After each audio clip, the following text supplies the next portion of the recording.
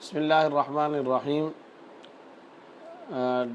Line disconnect ہو گئی تھی اور دوبارہ سے ایک سوال یہ پیش کیا گیا ہے کہ پرندوں کی خرید و فروخت کس طرح ہے، ایک وہ جو پالتو ہوتے ہیں، ایک وہ جن کو پکڑ کر آگے پھر فروخت کرتے ہیں۔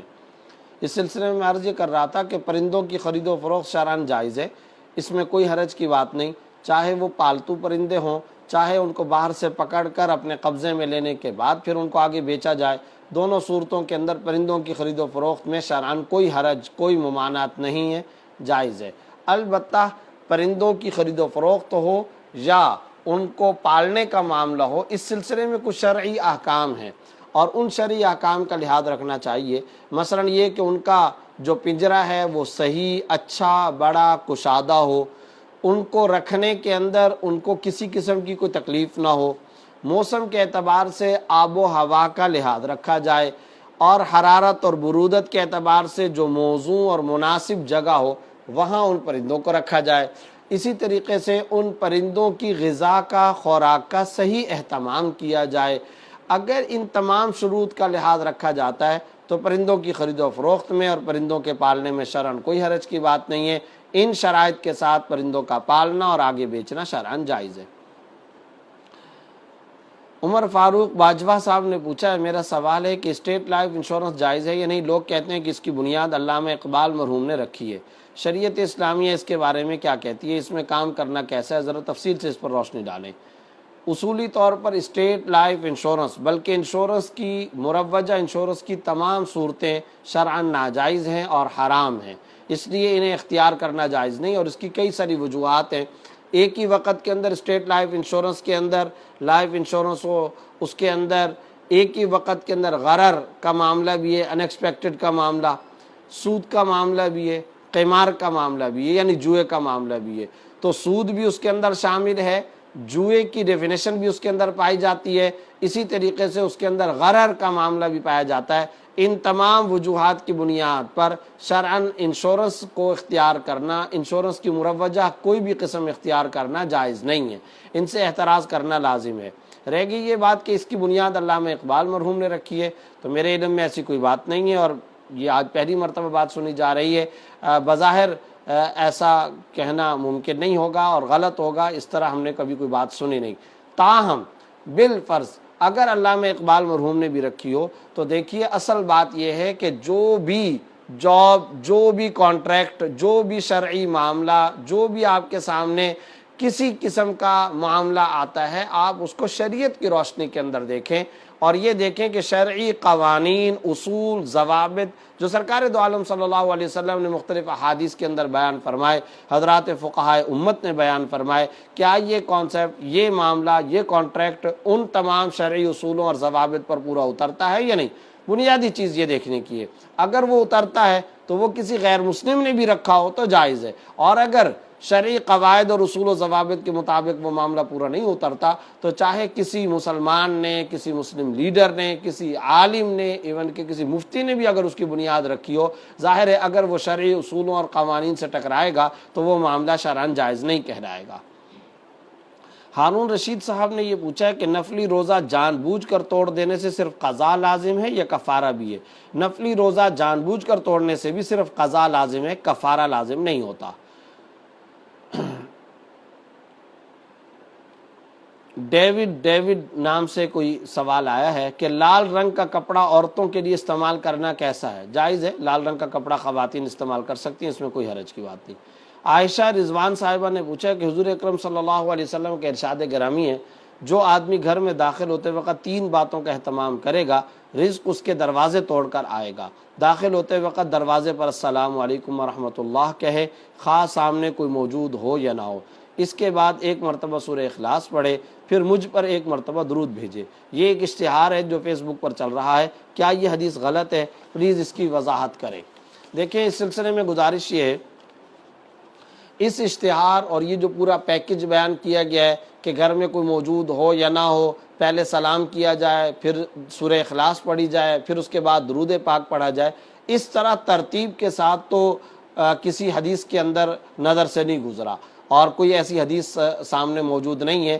آپ نے ایک اشتہار کا حوالہ دیا، اگر اس میں کسی حدیث کا حوالہ دیا گیا ہے تو ذرا اسے بیان کر لیں، حوالہ پیش کریں تو دیکھا جا سکتا ہے۔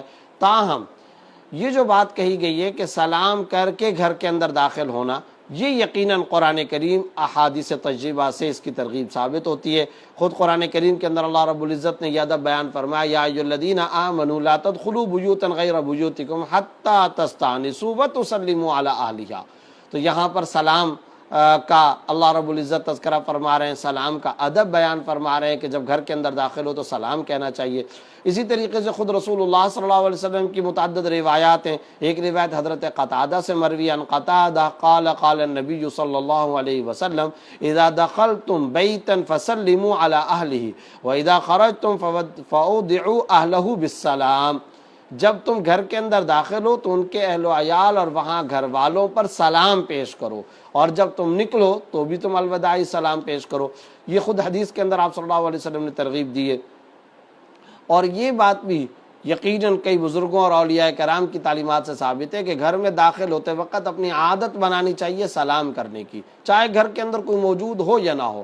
اور اب جب یہ سلام قرآن کریم سے ثابت ہو گیا، احادیث طیبہ سے ثابت ہو گیا، سلام کو گھر کے اندر داخل ہوتے وقت سلام کا کام کرنا چاہیے، سلام پیش کرنا چاہیے، جب یہ متعدد احادیث کے اندر آ گیا تو اب وہ جو اگلی بات ہے کہ اس کی وجہ سے رزق کے اندر اضافہ ہوگا، رزق میں کشادگی اور فراوانی ہوگی، یہ بات بھی درست معلوم ہوتی ہے۔ اس کی وجہ یہ معنی کے اعتبار سے اس بات کے اندر بھی کوئی حرج نہیں، اس ترغیب کے اندر دینے دلانے کے اندر بھی کوئی حرج نہیں ہے، اور یہ بات درست معلوم ہوتی ہے کہ اس کی بنیاد پر رزق میں اضافہ ہوگا۔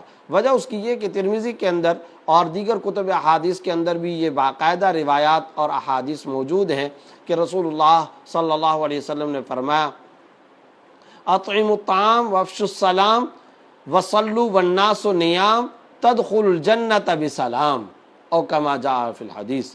کھانا کھلایا کرو، سلام پھیلاؤ، راتوں کو ایسے پہر اٹھ کر کے نماز ادا کیا کرو جب سب لوگ سو رہے ہوں، تدخلوا الجنۃ بسلام، یہ کام کرنے کے بعد تم سلامتی کے ساتھ جنت کے اندر داخل ہو جاؤ گے۔ یہ حدیث کے اندر آپ صلی اللہ علیہ وسلم ترغیب دے رہے ہیں۔ تو اب آپ نے دیکھا کہ یہاں پر کھانا کھلانے اور سلام پھیلانے کا تذکرہ ہے، اس سے یہ بات بھی پتہ چلتی ہے کہ کھانا کھلانے کا سلام کے ساتھ ایک خاص تعلق ہے، یعنی اس کی بنیاد پر انشاءاللہ رزق میں اضافہ ہوگا۔ پھر اسی طریقے سے کئی احادیث ایسی ہیں جن احادیث سے صلہ رحمی کرنے کی بنیاد پر رزق میں اضافے کا آپ صلی اللہ علیہ وسلم نے الہی اور خدائی وعدہ فرمایا ہے۔ من احب ان یبسط له فی رزقہ فلیصل رحمہ، جو آدمی یہ بات پسند کرتا ہو کہ اس کے رزق میں کشادگی ہو، اس کے رزق میں اضافہ اور فراوانی ہو جائے، تو اسے چاہیے کہ وہ صلہ رحمی کا معاملہ کرے، تعلقات کو جوڑے، صلہ رحمی کرے۔ اور سلام یہ بھی دراصل صلہ رحمی ہی کا ایک حصہ ہے، سلام یہ بھی صلہ رحمی کی ایک سیڑھی ہے۔ سلام کے ذریعے سے صلہ رحمی اور تعلقات کی اچھائی کا دروازہ کھل جاتا ہے۔ لہٰذا اگر یہ بات پیش کی جائے کہ سلام پیش کرنا چاہیے، اس سے رزق میں اضافہ ہوگا، تو شرعاً اس کے اندر بھی کوئی حرج کی بات نہیں ہے، یہ امید رکھنا بھی بالکل درست ہے۔ عائشہ رضوان صاحبہ ہی نے ایک اور سوال یہ پوچھا ہے کہ ایک سوال کیا جاتا ہے کہ بھر دے جھولی میری نگاہ کرم، جو آپ صلی اللہ علیہ وسلم کے لیے بولا جاتا ہے، یہ صحیح ہے یا نہیں ہے؟ دیکھیں یہ جو نعت کے یہ الفاظ اور یہ مصرے ہیں، تو یہ رسول اللہ صلی اللہ علیہ وسلم کے لیے عام طور پر چونکہ یہ بولا جاتا ہے، تو کیا اس طرح بولنا شرعاً جائز ہوگا یا نہیں ہوگا، یہ ہماری بہن عائشہ رضوان صاحبہ کا سوال ہے۔ اس سلسلے میں گزارش یہ ہے کہ اشعار کی دنیا کے اندر اشعار کے معنی اور مفہوم میں بڑی وسعت ہوتی ہے، اور بعض اوقات جو بولنے والا شاعر ہوتا ہے اس کا تخیل بہت زیادہ وسیع ہوتا ہے، ایک لارج اسکرین اس کے سامنے ہوتی ہے۔ تو اب یہ ایک اعتراض یا سوال پیدا ہونا کہ دراصل رسول اللہ صلی اللہ علیہ وسلم کے لیے بولا جاتا ہے، تو جبکہ عطا کرنے والا اور معطی ذات، مالک و رازق، خالق، یہ ذات تو صرف اور صرف اللہ رب العزت کی ہے، تو نبی صلی اللہ علیہ وسلم کو یہ کہنا تو یقیناً اگر کوئی شخص اس معنی کر نبی صلی اللہ علیہ وسلم کی خدمت میں یہ بات استعمال کرتا اور کہتا ہے کہ اللہ رب العزت کی طرح نبی بھی رب ہے، اللہ کی طرح نبی بھی معطی ہے، اللہ کی طرح نبی بھی حامی اور ناصر ہے، اللہ کی طرح نبی بھی مختار ہے، متصرف ہے، نبی بھی مالک ہے، رازق ہے، اور نبی بھی دینے والا ہے، نبی بھی رزاق ہے، اگر کوئی یہ عقیدہ رکھتا اور یہ کوئی نظریہ رکھتا ہے تو یقیناً یہ نظریہ تو بالکل درست نہیں ہے، یہ نظریہ، یہ موقف، یہ عقیدہ بالکل خلاف شریعت، خلاف قرآن، خلاف اسلام، خلاف دین ہے، اس میں کوئی شبہ کی بات نہیں۔ لیکن اگر کوئی اس جملے سے یہ مراد دیتا ہے کہ دینے والی ذات اللہ رب العزت کی ہے، لیکن رسول اللہ صلی اللہ علیہ وسلم کو گویا کہ کہا جا رہا ہے بھر دو جھولی میری، اور مقصود یہ ہے کہ میں رسول اللہ صلی اللہ علیہ وسلم کی تعلیمات حاصل کر لوں، میں نبی صلی اللہ علیہ وسلم کے علوم و فیوض سے استفادہ کر لوں، میں رسول اللہ صلی اللہ علیہ وسلم کی احادیث، آپ صلی اللہ علیہ وسلم کے علوم و معرفت کا جو نور ہے وہ مجھے مل جائے، وہ نبی مجھ کو عطا کر دے، یعنی نبی صلی اللہ علیہ وسلم مجھے احادیث بتا دیں، احادیث کا علم مجھے حاصل ہو جائے، یا یہ ہے کہ نبی کی تعلیمات کے ذریعے سے اللہ رب العزت مجھے عطا کر لے۔ اگر اس طرح کا کوئی معنی ہے، اور اس طرح کے معنی کی گنجائش بھی ہے، جیسا کہ میں نے پہلے عرض کیا کہ شعراء کے کلام کے اندر اور ان کے تخیلات کے اندر بڑی وسعت ہوتی ہے، تو اگر اس طرح کا کوئی صحیح معنی لیتا ہے، اس میں شرک کا، بدعت کا کوئی شائبہ نہیں ہے، اور شرکیہ تصور کی کوئی ملاوٹ نہیں ہے، تو ایسی صورت میں ظاہر ہے کہ ان اشعار کو ناجائز نہیں کہا جائے گا، اس کی گنجائش ہوگی۔ لیکن چونکہ اس کے اندر شرک کا احتمال یا شائبہ ہے، اس لیے ایسی صورت کے اندر اس کے علاوہ جو دوسرے کلام اور نعتیہ الفاظ اور جملے اور اشعار موجود ہیں انہیں اختیار کرنا اور زیادہ سے زیادہ رواج دینا چاہیے۔ عبدالسلام صاحب نے پوچھا ہے کیا بیماری کی صورت میں بار بار پیشاب آنے کی صورت میں نماز ہو جاتی ہے جبکہ نارمل حالات میں ایسا نہیں ہوتا؟ اگر تو بار بار پیشاب آئے تو ظاہر ہے کہ ایسی صورت میں نماز وضو برقرار نہیں رہے گا، اور جب وضو برقرار نہیں رہے گا تو نماز بھی نہیں ہوگی۔ لیکن یہ بار بار پیشاب کے آنے کا مطلب کیا ہے؟ دیکھیں، اس کا ایک مطلب تو یہ کہ انسان کو پیشاب کے قطرے یا پیشاب بار بار آ رہا ہو، اور وہ اس طرح کہ اس کو 5-7 منٹ اتنا ٹائم بھی نہ ملتا ہو کہ جس ٹائم کے اندر وہ باقاعدہ پاک صاف ہو کر اور پیشاب وغیرہ سے پاکی اور صفائی حاصل کر کے وہ باقاعدہ فرض نماز ادا کر سکے۔ اگر اتنا ٹائم بھی نہیں ملتا، بار بار آنے کا یہ مطلب ہے، تو ایسی صورت میں پھر یہ شخص معذور ہے، پیشاب کے قطرے یا پیشاب نکلے گا بھی تب بھی ایک مرتبہ وضو کرنے کے بعد یہ اپنی نماز اطمینان کے ساتھ ادا کر سکتے ہیں۔ ایسی صورت میں اگر پیشاب نکل بھی رہا ہوگا تب بھی ان کی نماز درست ہو جائے گی، کیونکہ فقہی اعتبار سے یہ معذور ہیں۔ لیکن اگر اتنا ٹائم مل جاتا ہے، پورے نماز کے وقت میں اتنا ٹائم مل جاتا ہے کہ جس 5 منٹ 8-7 منٹ کے اندر وہ فرض نماز ادا کر سکیں، تو ایسی صورت میں پیشاب کے آنے کی حالت میں، پیشاب نکلنے کی حالت میں نماز ادا کرنا درست نہیں ہوگا، بلکہ ایسی صورت میں شرعاً یہ لازم ہے کہ پاکی صفائی حاصل کر کے پیشاب کے سے فارغ ہو کر نماز ادا کی جائے، اور اگر اس دوران میں پیشاب آ گیا تو وضو فاسد ہو جائے گا اور نماز ٹوٹ جائے گی۔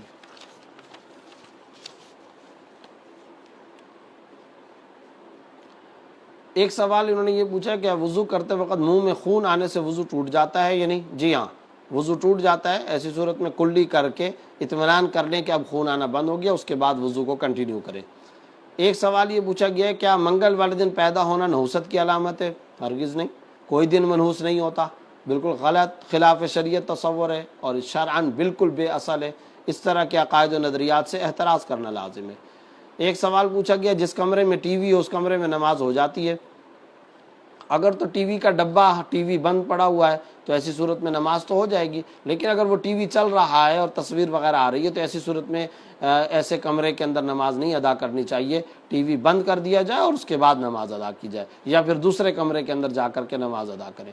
راؤ بشرا خان نے یہ پوچھا ہے کہ ایک حدیث میں نے آپ سے پوچھی تھی، آپ نے حوالے کا کہا تھا، حوالہ یہ کہ آخر میں حضور صلی اللہ علیہ وسلم نے حضرت فاطمہ سے ارشاد فرمایا کہ جو مسلمان مرد یا عورت وتر کے ہر سجدے میں 5 بار آگے بات مکمل نہیں ہے، اور حوالہ انہوں نے دیا ہے فتاوی خانیہ جلد 1 صفحہ نمبر 678۔ کیا یہ حدیث صحیح ہے؟ میرے علم میں اب تک اس طرح کی کوئی حدیث نہیں آئی ہے، اور یہ بات ذہن کے اندر رکھیں کہ جو آپ نے حوالہ دیا یہ حدیث کی کوئی کتاب نہیں ہے۔ فتاوی خانیہ یہ فقہ حنفی کی ایک کتاب ہے، اور فقہ حنفی یعنی فقہ کی سے تعلق رکھنے والی کتاب ہے، اور اس کتاب کے اندر بھی تلاش کیا گیا ہے، وہاں پر بھی اس طرح کی کوئی بات ہمیں نظر نہیں آئی ہے۔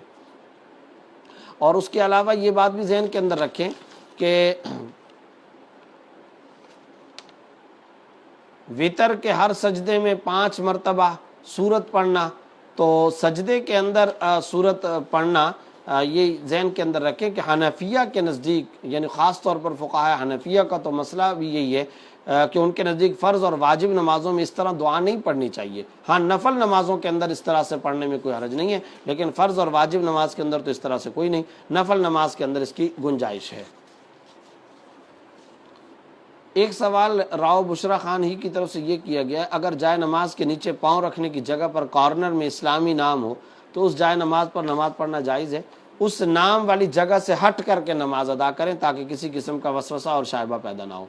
اگر راستے میں کہیں جاتے ہوئے نماز کا ٹائم ہو جائے اور مسجد قریب نہ ہو تو گاڑی میں بیٹھ کر نماز پڑھ سکتے ہیں۔ فرض اور واجب نماز گاڑی میں بیٹھ کر کے پڑھنا جائز نہیں ہے، کیونکہ اس کے اندر قیام لازم ہوتا ہے، تو قیام فوت ہو جائے گا، بیٹھ کر کے نماز آپ ادا کریں گے۔ نفل نمازیں، سنت نمازیں وہ بیٹھ کر کے آپ ادا کر سکتے ہیں۔ اگر گاڑی ہی کے اندر فرض پڑھنی ہو تو ایسی صورت میں قیام کی اگر صورت ہو، کھڑے ہو کر کے ادا کر سکے تو کھڑے ہو کر کے ادا کریں، ورنہ گاڑی سے اتر کر کے نماز ادا کریں۔ بالوں کے اندر فوم ڈال کر بہت اوپر کر کے جوڑا بنانا جائز ہے؟ وہ حدیث جس میں کوہان کا تذکرہ ہے وہ انہی کے بارے میں ہے یا نہیں ہے؟ یہ جو بات ہے کہ سر کے اوپر بال بنانا اور کوہان ٹائپ کا بنانا، بالکل یہ بات درست ہے، حدیث ہے اور واضح طور پر صحیح مسلم کی روایت ہے کہ نساء کاسیات عاریات ممیلات مائلات رؤوسهن کاسنمۃ البخت المائلہ لا يدخلن الجنہ ولا يجدن ریحها وان ریحها لتوجد من مسیرۃ کذا وکذا۔ یہ سب الفاظ ہیں حدیث کے جس میں رسول اللہ صلی اللہ علیہ وسلم نے واضح طور پر سر کے اوپر جوڑا باندھنے سے ممانعت فرمائی ہے، ایسا جیسا کہ بختی اونٹ کے کوہان ہوتے ہیں، اور بڑی سخت وعید آپ صلی اللہ علیہ وسلم نے ایسی خواتین کے بارے میں فرمائی ہے کہ ایسی عورتوں کو جنت کی خوشبو نصیب نہیں ہوگی، یہ تک آپ صلی اللہ علیہ وسلم نے ارشاد فرمایا ہے۔ تو اس لیے سر کے اوپر جو گودا وغیرہ بنایا جاتا ہے یہ باندھنا تو جائز نہیں ہے۔ ہاں گدی پر اگر جوڑا باندھا جائے تو گدی پر جوڑا باندھنے کی گنجائش ہے، وہ باندھ سکتے ہیں۔ ایک سوال انہوں نے پوچھا کہ اگر کانوں میں بالیاں نہ ہوں، اگر کانوں میں بالیاں نہ پہنی ہوئی ہوں تو کیا وضو کرتے وقت ان سوراخوں میں پانی پہنچانا لازم ہے یا نہیں، اور کیسے؟ اگر بالیاں نہ پہنی ہوئی ہوں تو ایسی صورت میں بس زیادہ سے زیادہ ان کو حرکت دے دی جائے اور ہلا لیا جائے، انشاءاللہ پانی پہنچ جائے گا، اور اس کے باوجود ان سوراخوں کے اندر اہتمام کر کے پانی پہنچانا یہ شرعاً کوئی لازم نہیں ہے۔ رکوع سے اٹھتے وقت انگلی چٹک جائے اور آواز آئے تو کیا نماز ٹوٹ جائے گی؟ ایک ہے انگلیاں چٹکانا، وہ جائز نہیں ہے، مکروہ ہے، لیکن ایک ہے خود بخود انگلی چٹک جائے تو ظاہر ہے اس میں کوئی حرج کی بات نہیں اور نماز درست ہو جائے گی۔ ایک سوال پوچھا ہے اگر کوئی غیر مسلم لڑکی کسی لڑکے کو ساری زندگی اپنے غیر مسلم ہونے کا نہ بتائے، لڑکا مسلمان ہو، دونوں نکاح کر لیں، لڑکے کو اس کا غیر مسلم ہونا پتہ نہ ہو تو کیا نکاح ہو گیا اور گناہ کس کو ہوگا؟ اگر باقاعدہ لڑکے لڑکی نے نکاح کیا ہے شرعی شرائط کے مطابق، یعنی شرعی شرائط کا مطلب یہ ہے کہ اس میں گواہوں کا اہتمام کیا گیا ہے، مہر کا تذکرہ کیا گیا ہے، اور اسی طرح لڑکی کو اس کے والدین نے باقاعدہ نکاح کروایا ہے، یا بالغہ لڑکی ہے اور یہ لڑکا اس کے ہم پلہ ہے، ایسی صورت میں یہ ساری جو نکاح کی شرائط ہیں وہ نکاح کی شرائط پائی گئی ہیں تو شرعاً نکاح درست ہو گیا۔ رہ گئی یہ بات کہ لڑکی نے نکاح کے وقت میں اپنے آپ کو مسلمان ظاہر کیا اور بعد میں پتہ چلا کہ جی وہ تو غیر مسلم تھی، تو ایسی صورت میں اس مرد پر کوئی گناہ نہیں ہوگا، اس لیے کہ اس مرد نے اگر یہی سمجھ کر نکاح کیا کہ یہ لڑکی مسلمان ہے تو ایسی صورت میں وہ نکاح درست ہو گیا۔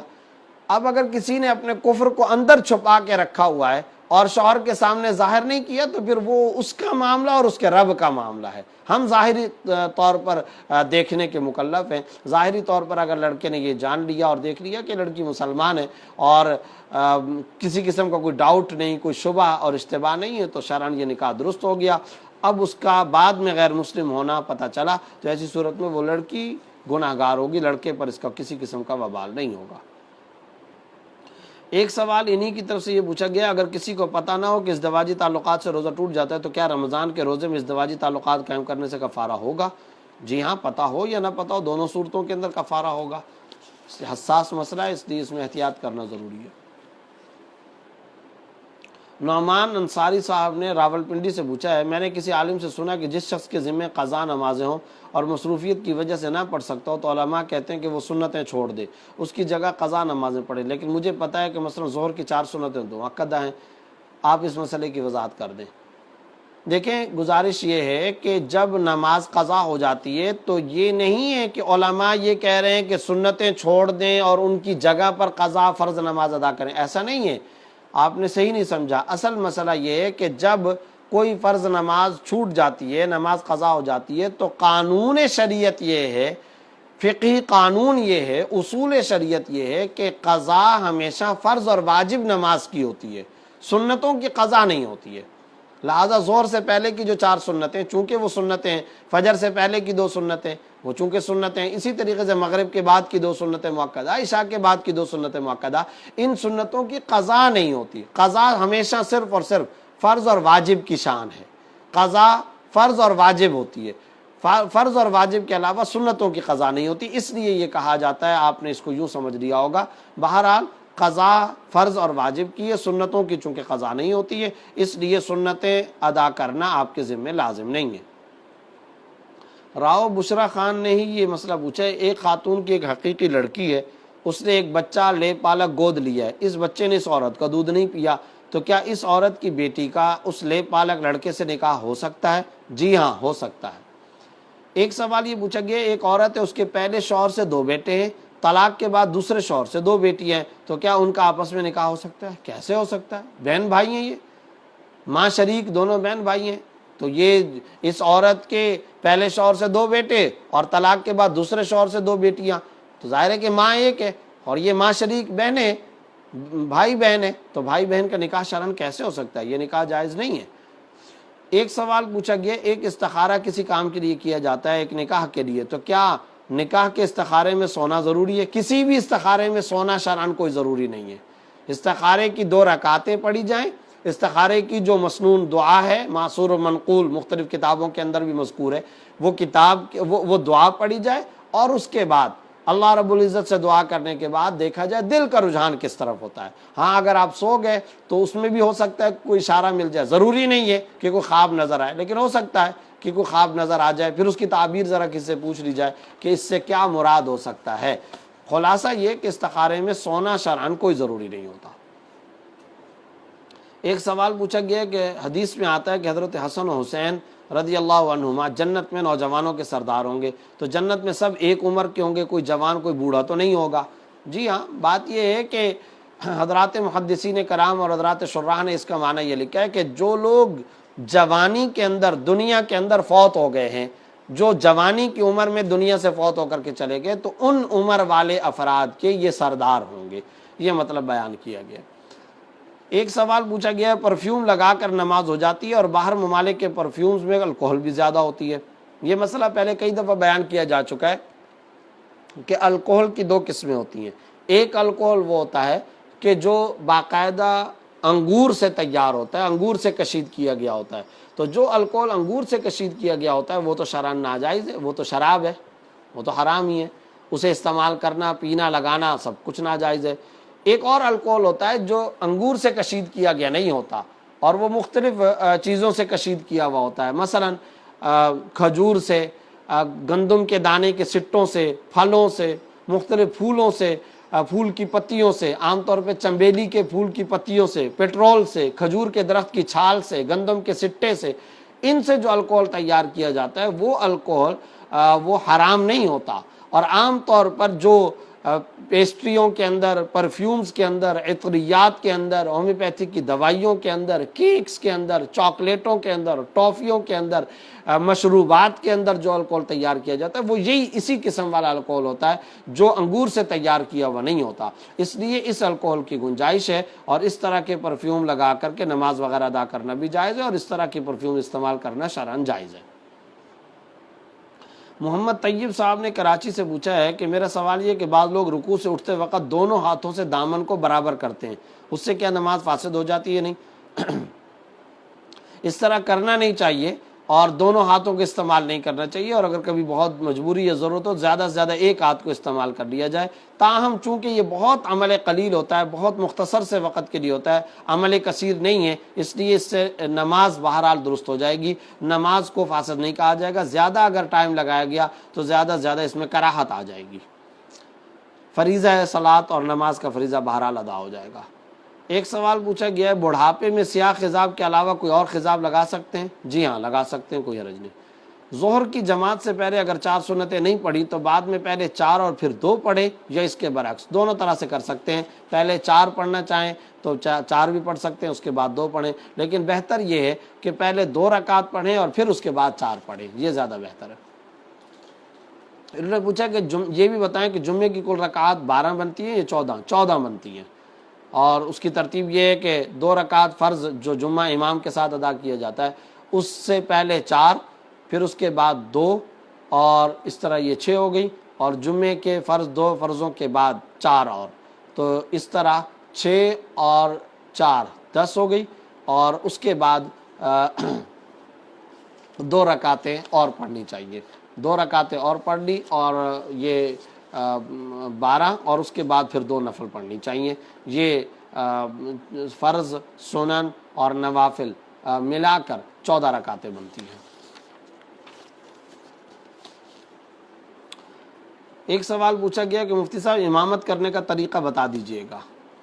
امامت کرنے کا طریقہ وہی ہے جو امامت کا جو شخص اہل ہو تو وہ امامت کا طریقہ بھی جانتا ہوگا، اگر نہیں تو اس کو کہیں پڑھ لینا چاہیے اس نشست کے اندر. تو آپ عملی نوعیت کا، آپ کی اپنی ضرورت کا جو سوال ہو اسے پوچھنا چاہیے، اور اس کے مطابق ہی سوال پوچھنا چاہیے. راجہ قیصر صاحب نے پوچھا ہے گاؤں میں کچھ ایسی زمینیں ہوتی ہیں جو کاغذات میں کسی کے نام ہوتی ہیں لیکن ان کا قبضہ کسی اور کے پاس ہوتا ہے، ایسی زمین کا قبضہ تقریباً ناممکن ہوتا ہے، اور ایسی زمینیں کاغذات میں ہی خریدی اور بیچی جاتی ہیں. سوال یہ کہ اگر کسی نے ایسی زمین آگے ہبہ کرنے کی نیت سے خریدی، اور جس کو ہبہ کرنی تھی اس کے نام سے خرید کر کاغذات اسی کے حوالے کر دیے اور موہوب الیہ نے وصول بھی کر دیے، تو کیا یہ ہبہ ٹھیک ہوا؟ نہیں. ہبہ کرنے کے لیے شرعاً ضروری ہے کہ آپ باقاعدہ مالک کو قابض بنا کر اگلے کے حوالے کریں. جب تک تمام تر مالکانہ حقوق کے ساتھ مالک کو قابض بنا کر حدود 4 متعین کر کے کسی کے باقاعدہ حوالے نہیں کریں گے، اس وقت تک ہبہ یعنی گفٹ دینا درست نہیں ہوگا.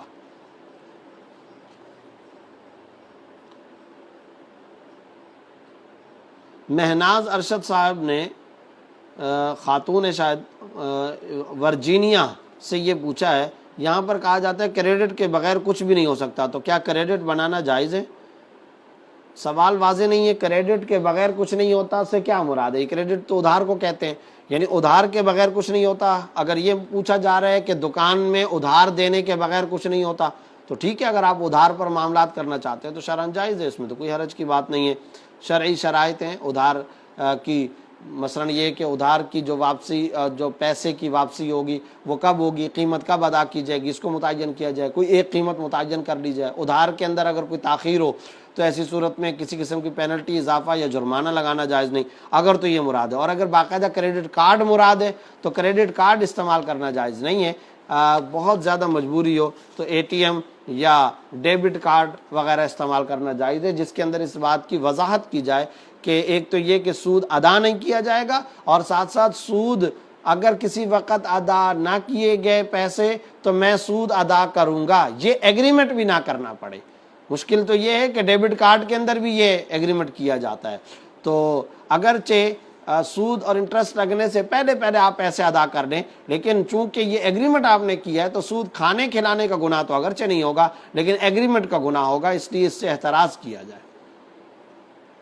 محمد جمیل صاحب نے انڈیا سے پوچھا میں نے کئی جگہ رشتے کی بات کی، ایک جگہ مجھے پسند کیا گیا، لیکن لڑکی کے والد کا کہنا ہے کہ میری لڑکی نماز بھی پڑھتی ہے، روزہ بھی رکھتی ہے، تلاوت بھی کرتی ہے، ٹی وی بھی دیکھتی ہے، گانا بھی سنتی ہے۔ وہ کہنے لگے کہ دین و دنیا دونوں کو لے کر چلنا ہے۔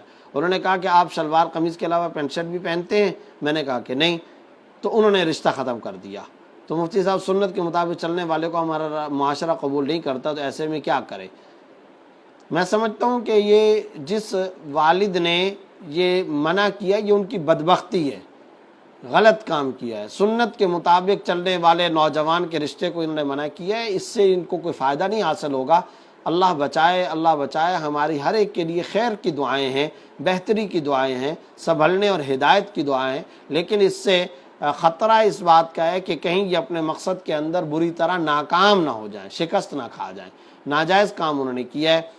اس کا الٹ ہونا چاہیے تھا کہ اگر کوئی بے دین ہے، بے دینی کی وجہ سے اگر آپ رشتے کو منع کرتے تو وہ صحیح تھا۔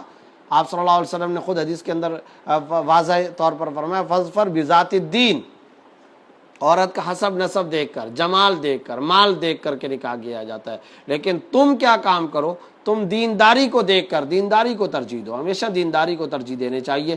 بہرحال اب آپ کے لیے یہی ہے کہ کوئی اور مناسب رشتہ تلاش کریں، اور اس طرح کرنا بڑا ہی باعث افسوس ہے، بہت ناجائز ہے، خلاف شریعت معاملہ ہے۔ مجھے قصص الانبیاء کا شوق ہے، کوئی مستند کتاب بتا دیں۔ حضرات انبیاء کرام کے جو قصص مختلف تفسیر کی کتابوں کے اندر ہیں اس کا مطالعہ کر سکتے ہیں۔ اسی طریقے سے ایک کتاب ہے قصص الانبیاء ہی کے نام سے، غالباً حضرت مولانا حفظ الرحمن سہروردی رحمۃ اللہ علیہ کی، تو وہ بھی درست ہے۔ حضرت مولانا علی میاں صاحب رحمۃ اللہ علیہ کی کتابیں ہیں، اگر ان کا اردو ترجمے دستیاب ہوں تو وہ زیادہ مستند ہیں، ان کا مطالعہ کرنا چاہیے۔ ایک سوال یہ کیا گیا ہے کہ میرا بھائی گھر پر کچھ بکریاں لے کر گھر پر چھوڑ گیا ہے اور وہ غلط پیسوں کے ہیں، اب ان کے بچے بھی ہو گئے، دودھ بھی دیتی ہیں، تو کیا ان کے بچے اور دودھ بھی غلط ہیں؟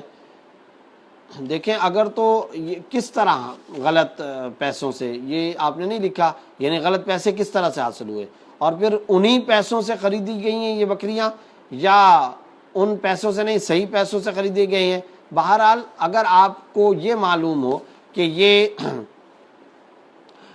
جو بکریاں ہیں وہ غلط طریقے سے حاصل کی گئی، اس کے مالکان کوئی اور ہیں، تو پھر شرعاً آپ کے ذمے بھی اور آپ کے بھائی کے ذمے بھی لازم ہے کہ یہ بکریاں ان کو واپس کریں جو ان کے اصل مالک ہے۔ غصب کر کے اپنے پاس رکھنا اور دودھ وغیرہ استعمال کرنا شرعاً ناجائز اور حرام ہے، اور ظاہر ہے کہ یہ فریضہ ان کے ذمے بھی آپ کے ذمے بھی۔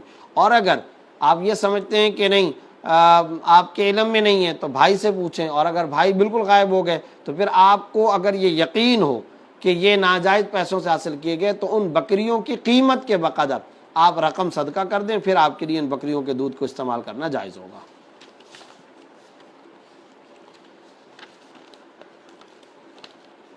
ایک سوال کیا گیا ہے کہ ایک لڑکی کہتی ہے کہ میں نے نیٹ پر ساری رات سرچ کیا تو پتہ چلا کہ چہرے کا پردہ علماء کے ہاں نہیں ہے، اور جن کے ہاں ہے وہ بھی تفاسیر دیکھ کر کہتے ہیں یا اپنے پاس سے کہتے ہیں، قرآن سے استدلال نہیں کرتے۔ برائے مہربانی اس کے بارے میں بتائیں۔ دیکھیں، بات یہ ہے کہ کسی بھی مسئلے کو اگر کی تحقیق کرنی ہو تو اس کے پھر سارے کے سارے ما لہا و ما علیہا کا مطالعہ کرنا چاہیے۔ معلوم نہیں کہ آپ نے نیٹ پر کیسے سرچ کیا اور کیا سرچ کیا اور کیا کچھ آپ نے دیکھا۔ کیا آپ کو پردے سے متعلق رسول اللہ صلی اللہ علیہ وسلم کی واضح احادیث نہیں ملی ہیں؟ قرآن کریم کی جہاں تک آیات کا تعلق ہے تو کیا آپ نے سورہ احزاب آیت نمبر 59 یا ایھا النبی قل لازواجک و بناتک و نساء المؤمنین یدنین علیہن من جلابیبہن نہیں ملا، جس میں آپ صلی اللہ علیہ وسلم کو اللہ رب العزت نے بڑی وضاحت کے ساتھ فرمایا کہ اے نبی کہہ دیجیے اپنی ازواج مطہرات سے، مسلمانوں کی عورتوں سے، اپنی صاحبزادیوں سے کہ وہ اپنے پر جلباب، ایک بڑی چادر اوڑھ لیا کریں۔ اسی طرح سے وَلَا يُبْدِينَ زِينَتَهُنَّ إِلَّا مَا ظَهَرَ مِنْهَا، یہ آیت بھی واضح ہے، سورہ نور کے اندر آیات ہیں۔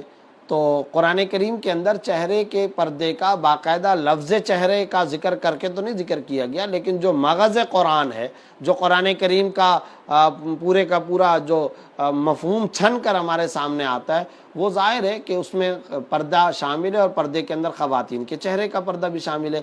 تاہم یہ بات ذہن کے اندر رکھنی چاہیے اور اس کو بھی وضاحت کے ساتھ سمجھ لینا چاہیے کہ ان آیات کو اور احادیث کو سامنے رکھ کر حضرات ائمہ ثلاثہ یعنی امام شافعی، امام مالک، امام ابو حنیفہ رحمۃ اللہ علیہ کے علاوہ امام احمد بن حنبل رحمہ اللہ، امام مالک، امام شافعی، رحمہم اللہ، ان حضرات کے نزدیک تو چہرے کا پردہ ہے ہی، چہرہ کھولنا ممنوع ہے۔ ہاں امام ابو حنیفہ رحمۃ اللہ علیہ نے تمام آیات و احادیث کو سامنے رکھتے ہوئے جو حکم بیان کیا وہ یہ کہ اصل یہ ہے امام ابو حنیفہ رحمۃ اللہ علیہ کے نزدیک کہ چہرے کا پردہ اس طرح سختی کے ساتھ شامل نہیں ہے جس طرح دیگر اعضاء کا پردہ لازم ہوتا ہے۔ تاہم خود امام ابو حنیفہ رحمۃ اللہ علیہ کے نزدیک بھی یہ حکم ہے کہ اگر شہوت کا فتنے کا اندیشہ ہو تو وہاں پر چہرے کا پردہ بھی لازم ہو جائے گا، اور یہ درجہ بھی شرعاً لازم ہو جائے گا، یعنی جو چہرے کو کھولنا ہے یہ بھی ممنوع ہو جائے گا اگر فتنے کا اندیشہ ہو۔ امام ابو حنیفہ رحمۃ اللہ علیہ کی اس رائے کو سامنے رکھتے ہوئے، حضرت عبداللہ ابن مسعود رضی اللہ تعالیٰ عنہ کی رائے کو سامنے رکھتے ہوئے، تمام حضرات مفسرین اور متاخرین فقہائے حنفیہ یہ کہتے ہیں کہ آج کے دور کے اندر چونکہ فتنے کا امکان زیادہ ہے اس لیے چہرے کا پردہ لازم قرار دیا جائے گا۔ تاہم یہ بات ذہن کے اندر رکھنی چاہیے کہ اگر کوئی مجبوری کی صورت ہو یا ایسے غیر مسلم ممالک کے اندر خواتین ہوں کہ جہاں پر پردے کا یعنی چہرہ چھپانا مشکل اور دشوار معلوم ہوتا ہو، یا کوئی مجبوری ہو، پینشن ہے، عدالت ہے، کوئی ایسی ملازمت کی جگہ ہے، اگر اس طرح کا کوئی مقام ہو تو ایسی صورت میں چہرے کے کھولنے کی فی نفسی کچھ نہ کچھ گنجائش ہے۔ لیکن جہاں تک اصولی مسئلہ ہے وہ میں نے آپ کو بتا دیا، تینوں اماموں کے نزدیک ناجائز ہے۔ فلسفہ اور مغز قرآن جو ہماری سمجھ میں آتا ہے، احادیث تجربہ کو ہم سامنے رکھ کر کے جو ہم سمجھتے ہیں وہ یہی ہے کہ چہرے کا پردہ بھی اختیار کیا جائے، مجبوری ہو تو اس کے اندر گنجائش ہوگی امام ابو حنیفہ رحمۃ اللہ علیہ کے قول کے مطابق۔ تاہم عام حالات کے اندر چونکہ فتنے کا دورہ ہے، لہذا متاخرین فقہاء حنفیہ اور دیگر تمام فقہاء کی آراء کو سامنے رکھتے ہوئے چہرے کے پردے کو بھی ضروری قرار دیا جائے گا۔ ایک سوال یہ پوچھا گیا کہ ایک نجومی کے پروگرام کو یوٹیوب پر دیکھا ہے، ہاتھوں کی لکیروں کے بارے میں وہ بتا رہا تھا، اب جب میں نماز پڑھتا ہوں تو وہی ذہن میں گردش کرتا ہے، تو آپ بتائیں اس کو ذہن سے کس طرح نکالا جائے؟ نماز پڑھنے کے دوران آپ نماز کے اذکار، نماز کے مسنون اذکار اور جو تلاوت اور جو منقول اور معصور اذکار سجدے کے اندر، رکوع کے اندر آپ پڑھتے ہیں تو آپ ان کی طرف توجہ کریں، اور دیکھیں نجومی کے پاس جانا، ہاتھ دکھانا اسی لیے ناجائز ہے کہ اس کے اندر جہاں اور بہت ساری خرابیاں ہیں، تو ایک خرابی یہ بھی ہے کہ انسان کا دماغ اسی گردش کے اندر مشغول ہو جاتا ہے اور انہی چیزوں کو سوچنے لگ جاتا ہے۔ بہرحال نماز کے اندر پڑھی گئی جو تلاوت اور اذکار ہے اس کی طرف آپ توجہ کریں، انشاءاللہ خشوع و خضوع حاصل ہوگا۔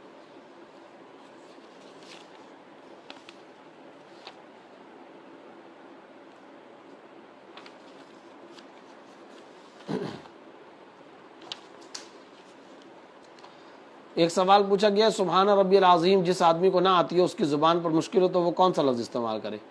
اگر نہیں آتی تو سبحان اللہ بھی کہہ سکتے ہیں۔ صلاح الدین انصاری صاحب نے پوچھا، جو لوگ انٹرنیٹ کا کام کرتے ہیں اور آگے لوگوں کو بھی دیتے ہیں، وہ لوگ اس میں اچھی چیزیں بھی دیکھتے ہیں اور بری بھی، اس میں کیا حکم ہے؟ انٹرنیٹ کا کام جائز ہے، البتہ فحش ویب سائٹس بند کرنے کے آج کل سافٹ ویئر آتے ہیں، ان سافٹ ویئر کو استعمال کرنا چاہیے اور اس سے یہ چیزیں بند ہو جاتی ہیں، پھر بلا شبہ جائز ہے۔ اگر وہ سافٹ ویئر آپ استعمال کر سکتے ہیں اور اس طرح کے سافٹ ویئر آتے ہوں تو ایسے سافٹ ویئر استعمال کرنا ضروری ہے تاکہ غلط استعمال نہ ہو۔ تاہم اس کے باوجود اگر کوئی اس کو غلط استعمال کرتا ہے تو اس کا گناہ اس استعمال کرنے والے پر ہوگا، آپ کے لیے یہ کام جائز ہے۔ ایک سوال پوچھا گیا ہے، مفتی صاحب عورتوں کے سجدہ کرنے کا طریقہ کیا ہے؟ جیسے مرد حضرات کرتے ہیں یا الگ سے؟ نہیں، جس طرح مرد کرتے ہیں اس طرح عورتیں سجدہ نہیں کریں گی، بلکہ یہ دونوں پیر ایک طرف کو نکال کر کے زمین کے ساتھ بالکل چپک کر سکڑ کر کے یہ سجدہ ادا کریں گی۔ اسی طرح ہی خواتین کو سجدہ کرنا چاہیے، احادیث میں ان کے لیے الگ طریقہ نماز آیا ہے۔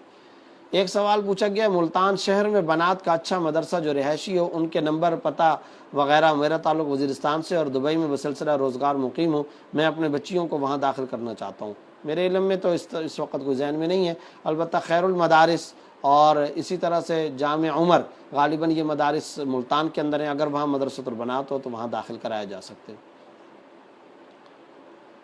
سیالکوٹ سے ایک صاحب نے پوچھا، بچے کے پیدائش کے 7ویں دن بچے کے جو بال اتارے جاتے ہیں اس کا کیا کرنا چاہیے؟ گھر میں رکھ سکتے ہیں یا زمین میں دفن کریں؟ زمین میں دفن کرنا چاہیے۔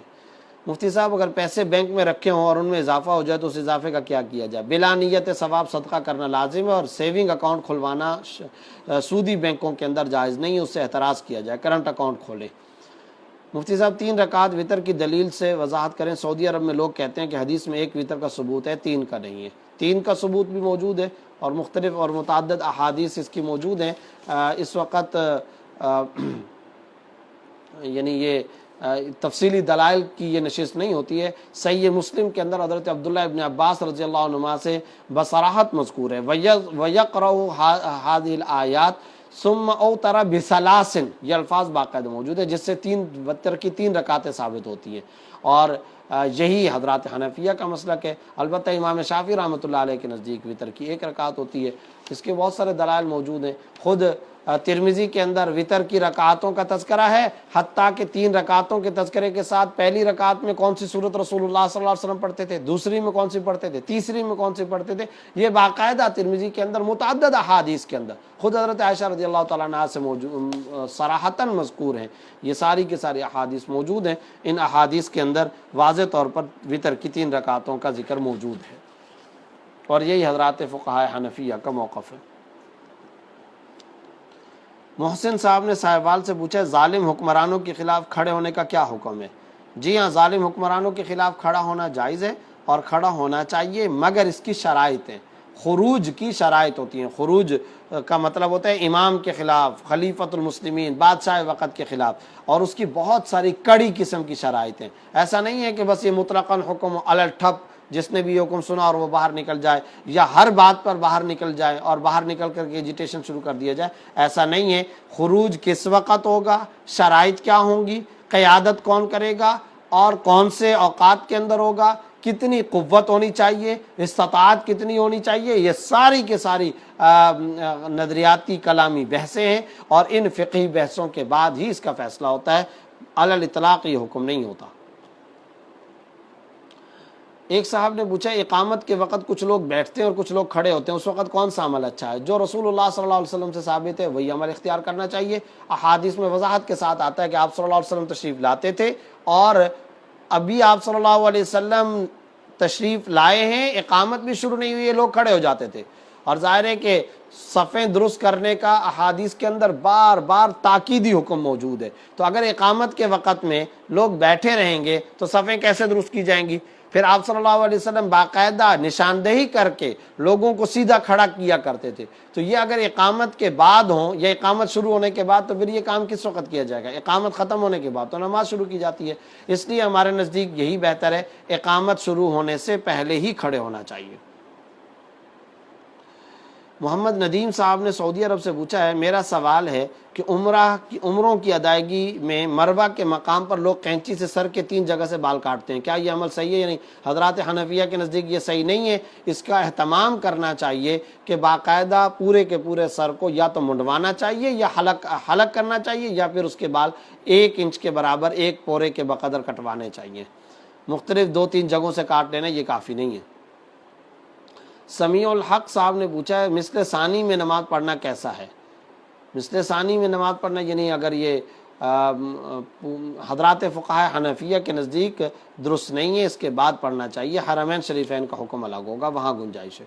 مستورات وضو کے دوران اگر سر پر ٹوپی پہن کے رکھیں جس سے ان کی لٹیں کھلی رہ جائیں تو کیا وضو میں کوئی خلل تو واقع نہیں ہوگا؟ نہیں، کوئی خلل نہیں ہوگا۔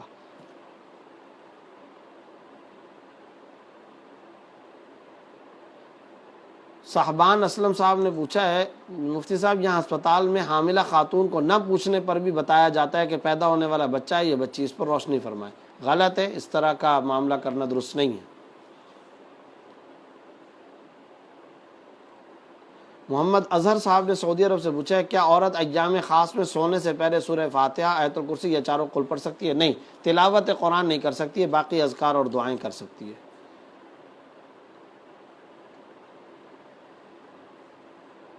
بنت حوا صاحبہ نے پوچھا کسی کی کوئی بات بہت بری لگے، اتنی کہ آپ کا وجود جل رہا ہو اور وہ آپ کی ماں کے برابر ہو، تو کیا کیا جائے؟ کیا خاموشی میں اجر ہے؟ بہت اجر ہے۔ من صمت نجا، جس نے خاموشی اختیار کی اس نے نجات پائی۔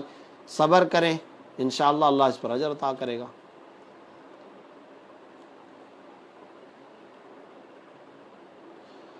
آمنہ آصف صاحبہ نے پوچھا کیا ایسی کوئی حدیث ہے کہ جس میں ہو کہ وقت کے حاکم کے خلاف بغاوت نہیں کر سکتے، یا اس کی آس پاس کوئی حدیث ہے؟ جی ہاں، بڑی وضاحت کے ساتھ، یہ تو کئی ساری احادیث میں حکم موجود ہے کہ غدر کرنا، وقت کے حاکم کے خلاف بغیر شرعی وجوہات کی بنیاد پر نکلنا شرعاً انتہائی ناجائز ہے، حرام ہے، اور اس کے اوپر سخت وعیدیں ہیں۔ خود قرآن کریم کے اندر اللہ نے حکم دیا یا ایھا الذین آمنوا اطیعوا اللہ واطیعوا الرسول واولی الامر منکم، اس اولی الامر منکم کے اندر حکام وقت کی اطاعت کو لازم قرار دیا گیا ہے۔